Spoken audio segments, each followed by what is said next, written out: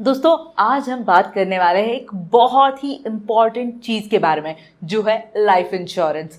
आज मैं आपको बताऊंगी कि लाइफ इंश्योरेंस लेते वक्त मैंने क्या क्या चीज़ें कंसिडर की और कौन कौन सी इम्पॉर्टेंट चीज़ें हैं जो आपको भी ज़रूर कंसिडर करनी चाहिए। लाइफ इंश्योरेंस उन सब के लिए मोस्ट इम्पॉर्टेंट है जिनकी फैमिली उन पर डिपेंडेंट है। बट लाइफ इंश्योरेंस में भी करोड़ों प्रोडक्ट्स है। Well, when I started researching, तब एक ऑप्शन था जो कई लोग सजेस्ट कर रहे थे, वाज इन्वेस्टमेंट और इंश्योरेंस एक साथ करो। Oh my God, don't do that. Investment और इंश्योरेंस को अलग अलग रखना बहुत इंपॉर्टेंट है। खिचड़ी क्यों बनानी है यार? आई मीन, कभी आपने रोटी, सब्जी, चावल, दाल सब एक साथ मिला के खाया है? तो क्यों खिचड़ी करना है? इसके अलावा जो चार्जेस इन्वॉल्व होते हैं वो भी बहुत ज़्यादा होते हैं।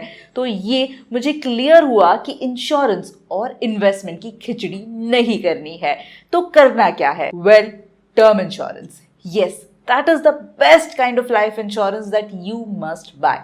मगर ये सब डिसाइड करने के बाद मैं लिटरली कंफ्यूज हो गई कि यार कौन सा इंश्योरेंस लूं। एंड देन मैंने गूगल से रैंडमली अलग अलग इंश्योरेंस कंपनीज को कॉल करना शुरू कर दिया। बट ऑनेस्टली सबसे बात करने पे मेरी जो कंफ्यूजन है वो और ज्यादा बढ़ गया, क्योंकि सब अलग अलग प्लान्स ही रेकमेंड कर रहे थे। इन सब कंफ्यूजन के बीच मेरा एक बहुत ही इंपॉर्टेंट सवाल था कि यार मेरे लिए बेस्ट इंश्योरेंस क्या है।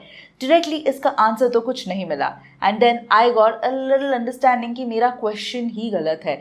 बेस्ट इंश्योरेंस के लिए मुझे कुछ चीजों को फिगर आउट करना होगा, जैसे ड्यूरेशन। टर्म इंश्योरेंस का मतलब एक टर्म एक पर्टिकुलर पीरियड तक के लिए है, जैसे जब तक मैं 60 साल या फिर 80 साल की नहीं हो जाती, या पूरे जीवन के लिए, यानी कि होल लाइफ टर्म प्लान। और उसके बाद कवर इंपॉर्टेंट है। कवर अमाउंट कितना होना चाहिए जो मेरे बाद मेरे फैमिली को सिक्योर कर सके और एक्सपेंसेस या कोई लायबिलिटीज उनसे पे ऑफ कर सके। मगर एक पर्टिकुलर टर्म निकालने के लिए शायद मुझे डॉक्टर स्ट्रेंज जैसे मैजिकल एबिलिटीज की जरूरत थी ताकि मैं फ्यूचर देख सकूं। Well, jokes apart, term decide करने के लिए मैंने अपने फाइनेंशियल गोल्स को रिव्यू किया and then I decided to go for a term plan till the age of 60।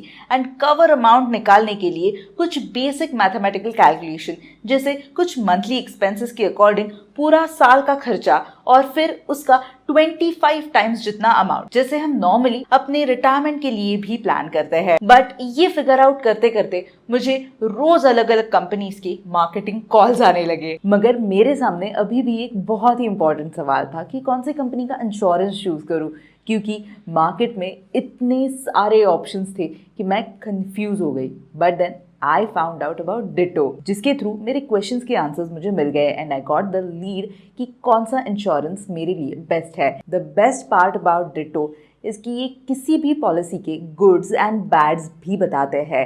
And when you see the both sides of the coin, तो buyers जैसे नहीं लगता और एक ऑनेस्ट रिव्यू भी मिल जाता है। ये साथ ही में एक फ्री कंसल्टेशन भी प्रोवाइड करते हैं और इंश्योरेंस बाय करने के लिए कभी पुश भी नहीं करते। साथ ही इनके वेबसाइट्स अगर आप देखोगे तो कई सारे एजुकेशनल टूल्स भी अवेलेबल है, जिससे आप इंश्योरेंस रिलेटेड कॉम्प्लेक्सिटीज को आसानी से समझ सकते हो। मेरे केस में they help me through out the process, चाहे वो डॉक्यूमेंटेशन हो या फिर क्लेम सेटलमेंट रिलेटेड क्वेरीज, ये हर प्रोसेस को एजुकेट करते हैं। तो इसकी वजह से चीज़ें ज़्यादा झंझट नहीं लगती। अगर आप भी अपने लिए या अपने फैमिली मेम्बर्स के लिए टर्म इंश्योरेंस बाय करने की सोच रहे हो तो डिटो पर अपने फ्री टाइम के अकॉर्डिंग स्लॉट मेंशन कर सकते हो कॉल्स और चैट के लिए। डिटो की लिंक मैंने डिस्क्रिप्शन में दे दी है, उसे जरूर चेकआउट कीजिए। मगर अब मैंने टर्म इंश्योरेंस लेने के बारे में तो डिसाइड कर लिया था, लेकिन टर्म इंश्योरेंस के साथ साथ एक और बहुत इंपॉर्टेंट चीज होती है, वो है राइडर्स। राइडर्स का मतलब होता है एड ऑन्स, जो हमारी जो बेस पॉलिसी है उसे और स्ट्रांग बनाता है। वैसे तो कई सारे राइडर्स अवेलेबल है, मगर मेनली मैंने 2 इंपॉर्टेंट राइडर्स मैंने कंसिडर किए हैं। आप बाकी सारे भी एक्सप्लोर कर सकते हो, मगर मैंने कंसिडर किए 2 राइडर, जो कि है पहला क्रिटिकल इलनेस राइडर और दूसरा परमानेंट डिसेबिलिटी। क्रिटिकल इलनेस की खास बात यह है कि जब भी लाइफ में कोई क्रिटिकल इलनेस डायग्नोज होगी, तब जितने भी अमाउंट का राइडर या कवर लेते हो आप, वो अमाउंट आपको मिल जाता है। मगर इंश्योरेंस लेने से पहले क्रिटिकल इलनेस की कंप्लीट लिस्ट आपको ज़रूर चेक करनी चाहिए। क्रिटिकल इलनेस के अलावा ऐसा भी हो सकता है कि आप परमानेंटली डिसेबल हो जाओ, तो उस केस में परमानेंट डिसेबिलिटी राइडर हमें कवर देता है। मगर दोस्तों, इस सब के अलावा मुझे एक और प्लान के बारे में पता चला, जो है जीरो कॉस्ट टर्म प्लान, जिसमें अगर आप लेटर स्टेज में पॉलिसी क्विट करना चाहते हैं तो आपको आपका पूरा प्रीमियम वापस मिल जाता है। यानी बाद में आपको रियलाइज होता है कि आपको फाइनेंशियली अब इंश्योरेंस की जरूरत नहीं है, तो हम प्रीमियम रिफंड ले सकते हैं। Well, but I started thinking, क्या सच में ये जीरो कॉस्ट है? सबसे पहले तो प्रीमियम रिफंड में हमें जीएसटी अमाउंट नहीं मिलता और ऊपर से इन्फ्लेशन। जस्ट थिंक कि अगर आप 30 साल के बाद अपनी पॉलिसीज को रिफंड करते हैं और अगर प्रीमियम वापस मिल जाता है, तो क्या वो अमाउंट वो वैल्यू के टर्म्स में सेम होगी? जरा सोचिए, क्या 30 साल पहले का 1 लाख और आज का 1 लाख इक्वल है? Well, the answer is no, क्योंकि इन्फ्लेशन हमारे पैसे की वैल्यू, परचेसिंग पावर को कम कर देता है। तो इन शॉर्ट ये कोई जीरो कॉस्ट प्लान नहीं हुआ। अब फिर भी आपके मन में इसके रिलेटेड अगर कोई क्वेरीज है तो डिस्क्रिप्शन में मैंने जो लिंक दी है डिटो की, उसे आप जरूर कॉन्टैक्ट कीजिए, आपके डाउट्स को क्लैरिफाई जरूर कीजिए। मगर एक क्वेश्चन सबके मन में है, वो है कि बेस्ट इंश्योरेंस कंपनी कैसे फाइंड आउट करते हैं? तो इसके लिए बेसिकली हम 2 रेशियोज चेक करते हैं। CSR यानी कि क्लेम सेटलमेंट रेशो, ये बताता है कि इंश्योरेंस कंपनी को जितने क्लेम्स मिले उतने में से कितने क्लेम्स कंपनी ने अप्रूव किए हैं। मान लीजिए किसी कंपनी के पास 100 क्लेम्स आए और उस कंपनी ने 98 क्लेम्स को अप्रूव कर दिया और 2 क्लेम्स को रिजेक्ट कर दिया, तो उसका क्लेम सेटलमेंट रेशो हुआ 98%। तो अगर किसी कंपनी का CSR 97% या उससे ज्यादा है तो वो कंपनी अच्छी है, लोगों को क्लेम सेटल करती है। वैसे अगर आपको किसी कंपनी का CSR रेशो जानना है तो आप IRDAI की एनुअल रिपोर्ट्स में उसे देख सकते हो। मोस्टली सभी कंपनीज का CSR हाई ही होता है, क्योंकि उन्हें पता है कि कस्टमर्स यही चीजें चेक करते हैं।